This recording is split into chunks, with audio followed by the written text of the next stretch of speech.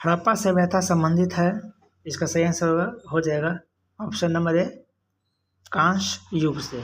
अगला प्रश्न बोल रहा है भारत तथा चीन के बीच सीमा बनाने वाली रेखा है, इसका सही आंसर हो जाएगा ऑप्शन नंबर बी, मैक-मोहन रेखा।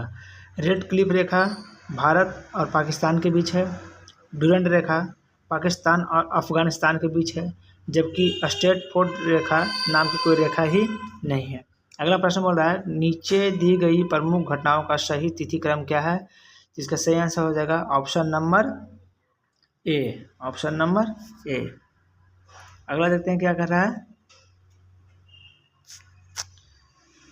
निम्नलिखित में किन देशों के समूह से भूमध्य रेखा गुजरती है, तो इसका ऑप्शन नंबर हो जाएगा, सही हो जाएगा option number B, Colombia, Kenya तथा इंडोनेशिया से भूमध्य रेखा गुजरती है। अगला प्रश्न क्या बोल रहा है, चीनी यात्री हेनसांग ने भारत का भ्रमण किया था, यानी किसके शासनकाल में चीनी यात्री हेनसांग भारत आया था, तो इसका सही आंसर हो जाएगा ऑप्शन नंबर सी, हर्षवर्धन के शासनकाल में। अगला 10वां प्रश्न क्या कर रहा है, संपूर्ण क्रांति का आह्वान किया गया था, यानी संपूर्ण क्रांति का जो नारा किसके द्वारा दिया गया था, इसका सही आंसर हो जाएगा option number D, Jayaprakash Narayan. देखते हैं अगला प्रश्न क्या कर रहा है। अगला प्रश्न बोल रहा है कि विंग्स ऑफ फायर के लेखक कौन है, इसका सही आंसर हो जाएगा ऑप्शन नंबर, इसका सही आंसर हो जाएगा option number A, APJ Abdul Kalam. अगला प्रश्न क्या बोल रहा है कि भाखड़ा नांगल बांध स्थित है, यानी किस नदी पर स्थित है, तो इसका सही आंसर हो जाएगा option number B, option number B, Sutlej नदी पर, ऑप्शन नंबर बी, सतलज नदी पर।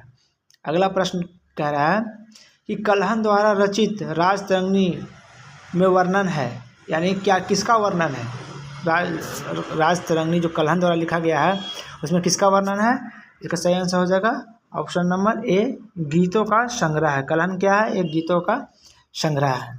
अगला प्रश्न कह रहा है कि राजा राम मोहन रॉय संस्थापक थे, किसका संस्थापक थे, इसका सही आंसर होगा ऑप्शन नंबर बी, ब्रह्म समाज का।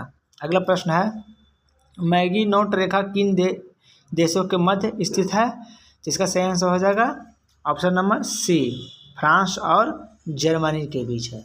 अगला प्रश्न बोल रहा है सतलुज नदी का उद्गम है, यानी सतलज नदी है उसका उद्गम स्थल है, तो ऐसे तो सतलज नदी तिब्बत से निकलती है, लेकिन ऑप्शन में तिब्बत नहीं है, इसलिए ऑप्शन नंबर बी मारेंगे चीन, क्योंकि तिब्बत जो है वो चीन के अधीन ही है, इसलिए ऑप्शन में देखेंगे अगर तिब्बत है तो तिब्बत मारेंगे, और तिब्बत अगर नहीं है तो हम चीन मारेंगे। अगला प्रश्न क्या कर रहा है, भारतीय संविधान सभा ने भारतीय राष्ट्रीय ध्वज की रूपरेखा को कब अंगीकार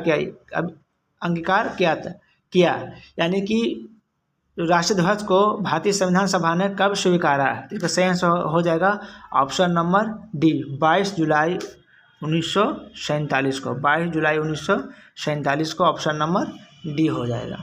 अगला प्रश्न क्या कर रहा है कि भारतीय राष्ट्रगान पहली बार कब गाया गया था, तो इसका सही आंसर हो जाएगा ऑप्शन नंबर बी, 1911 में।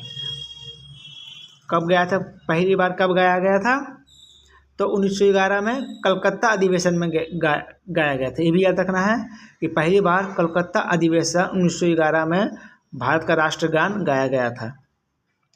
19वां प्रश्न है भारत में श्वेत क्रांति के जनक माने जाते हैं, तो इसका ऑप्शन है इसका सही आंसर हो जाएगा doctor V Kurien, option number A, doctor V Kurien. अगला प्रश्न देखते हैं भारत का राष्ट्रीय फल है, तो इसका तो सब कोई जानता है ऑप्शन नंबर डी, आम।